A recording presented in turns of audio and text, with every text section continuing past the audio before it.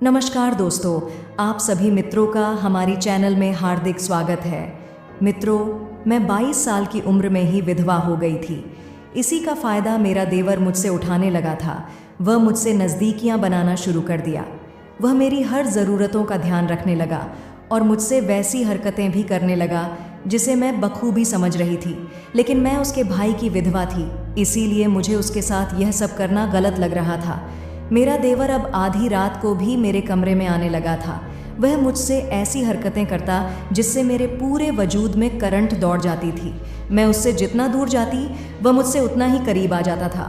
फिर मैं उसकी इस हरकत से अपनी भावनाओं पर काबू ना रख सकी और उसके साथ पूरी रात। नमस्कार दोस्तों, मेरा नाम अंजलि है और मैं देखने में बहुत ही सुंदर हूँ, लेकिन मैं एक गरीब परिवार से ताल्लुक़ रखती हूँ। मेरे माता पिता बहुत गरीब थे। माँ पापा दोनों मजदूरी करने जाते थे, जिससे केवल घर खर्च ही चल पाता था। हम 3 बहन थीं, जिसमें से मैं सबसे बड़ी थी। मेरी उम्र हो गई थी, इसलिए मेरे पापा मेरे लिए रिश्ता देखना शुरू कर दिए थे। कुछ दिन बाद मेरा रिश्ता एक मिडिल क्लास फैमिली में तय हो गया। मैं बहुत खुश थी कि मुझे इतना अच्छा ससुराल मिला था, क्योंकि जब एक गरीब घर की लड़की एक अच्छे घर में जाती है तो वह कई तरह के सपने देखने लगती है। उनमें से मैं भी एक थी जो बहुत तरह के सपने देखने लगी थी। मेरे ससुराल वालों की सबसे अच्छी बात यह थी कि वह दहेज के खिलाफ थे। वह मेरी शादी के लिए भी कोई मांग नहीं रखे थे। यह देखकर मेरे माता पिता बहुत खुश थे। वैसे भी मेरे माँ बाप की उतनी हैसियत नहीं थी कि वह दहेज दे सके। वह तुम्हें देखने में बहुत अच्छी लगती थी, जिसके वजह से लड़के वाले मान भी गए थे। अच्छा रिश्ता था, इसीलिए मेरे पापा 1 महीने के अंदर ही मेरी शादी करवा दिए और मैं अपने ससुराल आ गई। मेरे पति का नाम विनोद था। वह भी बहुत अच्छे और सुलझे हुए इंसान थे। मेरे ससुराल में मेरे सास ससुर के अलावा मेरा एक देवर भी था जो मेरी ही उम्र का था, और वह बहुत समझदार और सुलझा हुआ लड़का था। इतना अच्छा ससुराल पाकर मैं बहुत ही खुश थी। मेरे देवर का नाम गौतम था। वह अभी पढ़ाई कर रहा था, लेकिन मेरे पति एक ऑफिस के में काम करते थे। वहाँ उन्हें अच्छी तनख्वाह मिल रही थी, जिसकी वजह से घर का खर्च अच्छे से चल रहा था। धीरे धीरे वक्त गुजरता गया और हमारी शादी के 1 महीना हो गए थे। इस 1 महीने के अंतराल में मैं अपने सास और ससुर की सेवा बड़ी अच्छे से करने लगी थी, जिससे मेरे पति हमेशा यही कहा करते कि अंजलि, तुम वाकई में ही बहुत ही समझदार हो।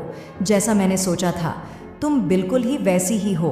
तुम मेरे माँ और पिताजी का बहुत ख्याल रखती हो, इसीलिए मेरे माँ और पिताजी भी बहुत खुश रहते हैं। वह हमेशा तुम्हारी तारीफ करते रहते हैं। फिर उनके मुंह से तुम्हारी तारीफ सुनकर मैं भी खुश हो जाता हूँ।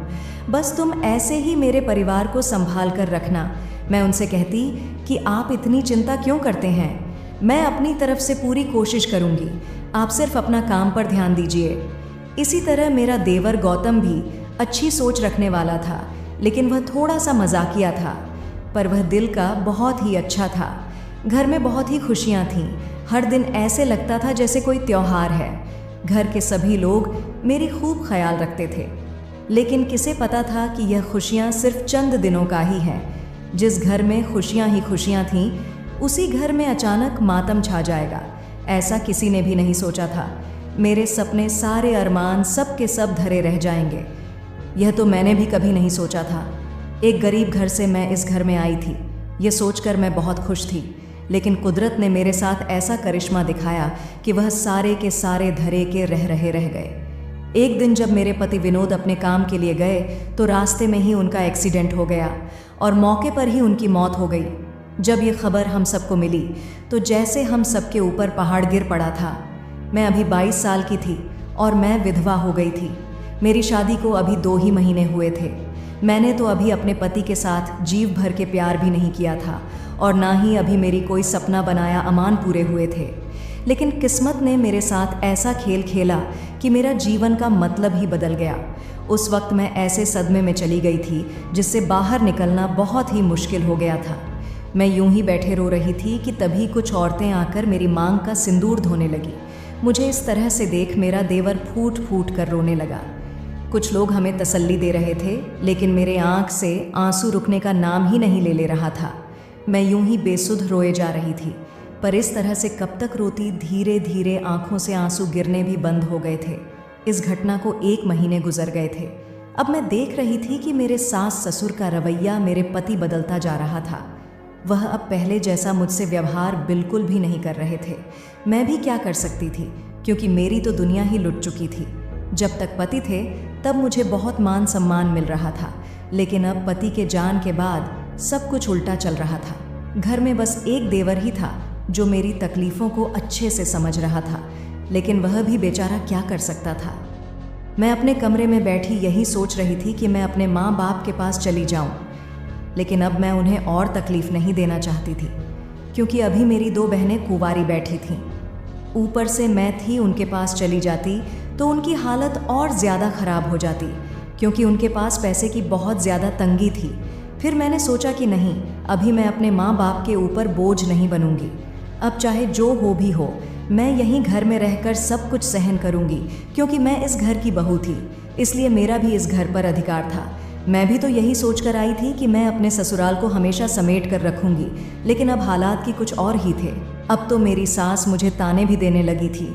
वह कहती कि तुम मेरे बेटे को खा गई, अगर तुमसे अपने बेटे की शादी नाना की होती तो आज मेरा बेटा जिंदा होता, लेकिन यह मेरी भूल थी जो मैंने अपने बेटे की शादी तुझ जैसी लड़की से की। सास की इस तरह की बातें मेरे सीने को किसी आरे की तरह काटती थीं।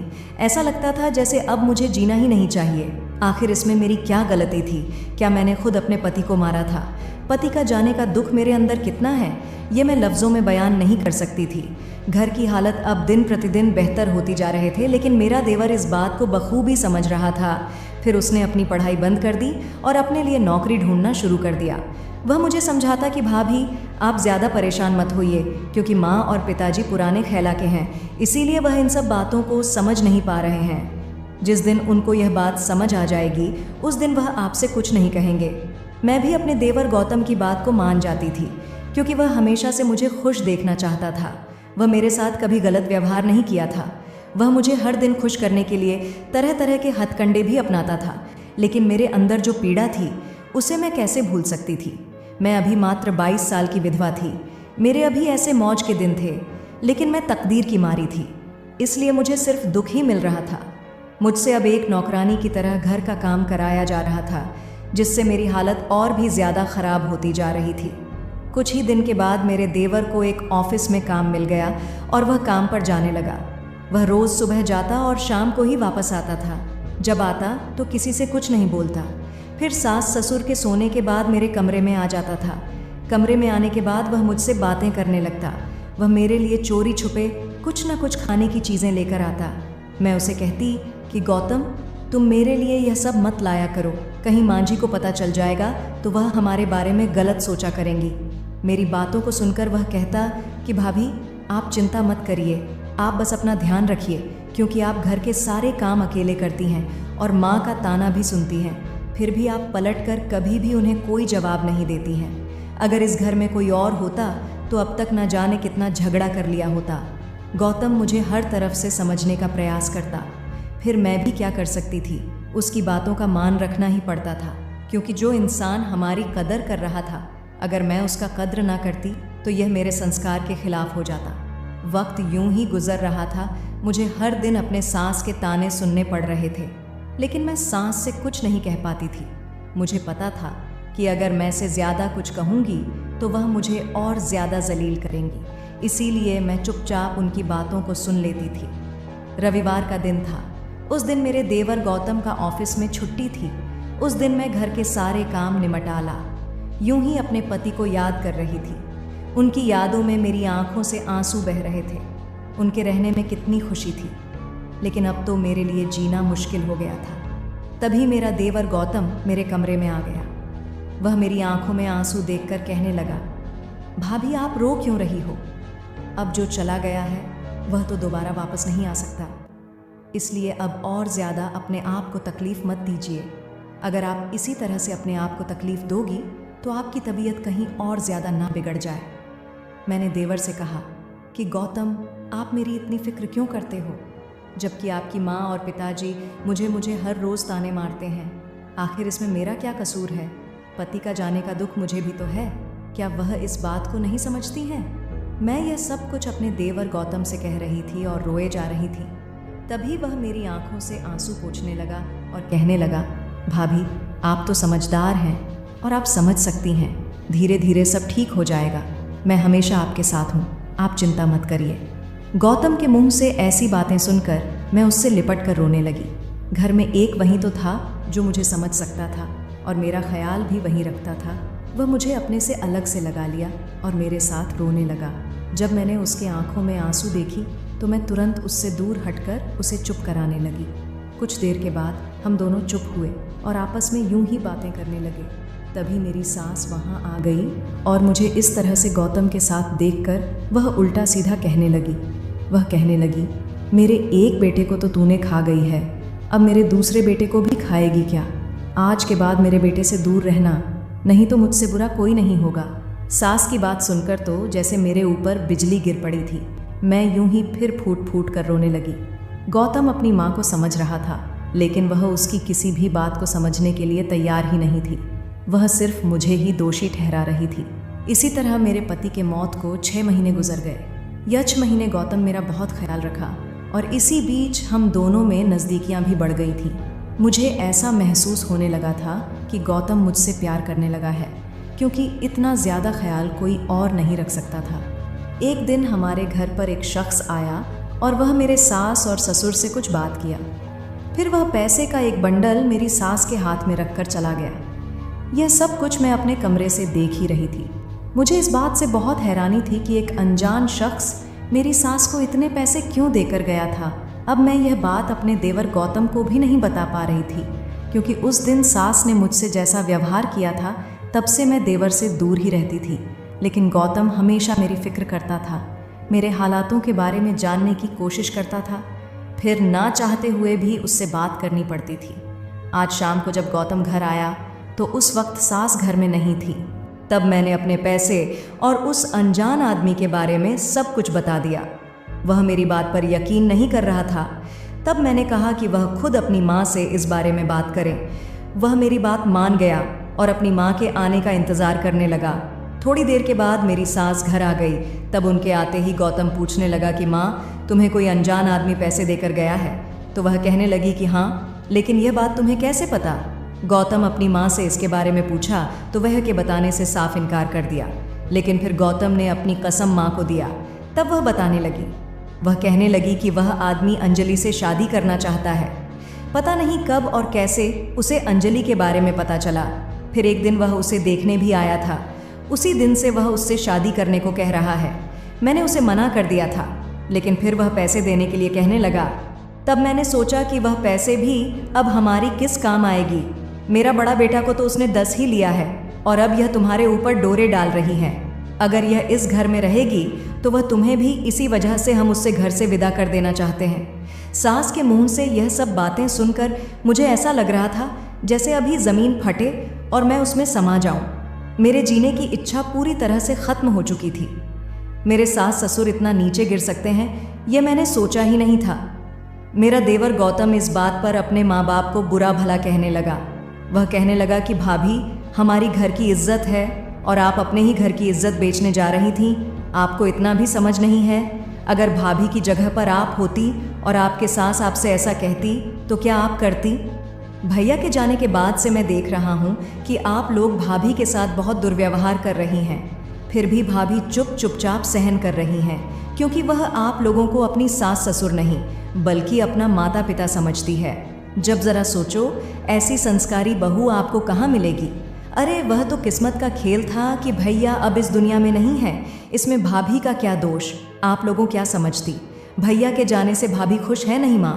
भाभी पल पल हर पल भैया की याद में रोती हैं, तड़पती हैं, जिसे आप लोग कभी नहीं समझ सकते। ज़रा एक नज़र उठाकर भाभी की तरफ देखो। इनकी अभी उम्र ही क्या है और ये इतनी ही उम्र में एक विधवा की जिंदगी जी रही है। क्या उससे बड़ा दुख इनके लिए और कुछ है? देवर की बात सुनकर मेरी सास ससुर को अफसोस होने लगा। उन्हें यकीन हो गया था कि वह मेरे साथ गलत कर रहे थे। वह मुझसे माफ़ी मांगने लगे, लेकिन मैं उतनी निर्दय नहीं थी, मैं माफ़ न करती। मैंने उन्हें माफ़ कर दिया। मैंने कहा, माँ जी, आप मेरी माँ हैं, आपको मुझ पर पूरा अधिकार है, आप कुछ भी कह सकती हैं। मेरी बात सुनकर वह मुझे अपने गले से लगा लिया। 10 के बाद मेरे सास ससुर ने मेरी शादी गौतम के साथ करने का फैसला कर लिया। उन्होंने मुझसे इस बारे में पूछा लेकिन मैंने कहा कि मुझे सोचने का कुछ वक्त चाहिए। फिर मैंने इस बारे में बहुत सोचा। मैंने अपने आप में महसूस किया कि मैं भी गौतम से प्यार करने लगी हूँ। वैसे भी अभी मेरी उम्र ही क्या थी और अभी से पूरी जिंदगी गुजारना बहुत मुश्किल था। इसीलिए मैंने अपनी सांस को अपनी मंजूरी दे दी। वह 2 दिन के बाद ही मेरी शादी गौतम से करा दिया। हालांकि मैं अपने पहले पति को कभी नहीं भूल सकती, लेकिन अब जब मुझे किसी के सहारे की ज़रूरत थी तब वह नहीं थे। ऐसे में मेरे पास कोई दूसरा विकल्प भी नहीं था। गौतम एक अच्छा इंसान था और वह सबकी बहुत ही कदर करता था। इतने दिनों में उसने मेरा जितना ख्याल रखा उससे तो मैं उसका धन शुक्रगुजार भी। मैं खुशी खुशी गौतम को अपना पति मानकर अपने जीवन की एक नई शुरुआत कर दी। दोस्तों, एक कम उम्र में विधवा की जिंदगी जीना कितना मुश्किल होता है, यह आप समझ ही सकते हैं। यह समाज एक विधवा को किस नज़र से देखता है, यह भी आप समझ सकते हैं। लेकिन अगर गौतम जैसा समझदार लड़का हर घर में हो तो उस घर की मान मर्यादा हमेशा बचा रह सकता है, क्योंकि गौतम एक बहुत ही अच्छा काम किया था। उसने अपने भाभी को कभी गलत नज़र से नहीं देखा, फिर भी वह हर वक्त उसके लिए ढाल बनकर खड़ा रहा और आखिर में उसे अपनी ज़िंदगी का हिस्सा बना ही लिया। तो दोस्तों, मैं उम्मीद करता हूँ कि आपको हमारी ये रोमांटिक कहानी अच्छी लगी होगी। जो दोस्तों आपको ये कहानी अच्छी लगी हो तो वीडियो को दिल से एक लाइक करके चैनल को सब्सक्राइब अवश्य करिएगा। धन्यवाद।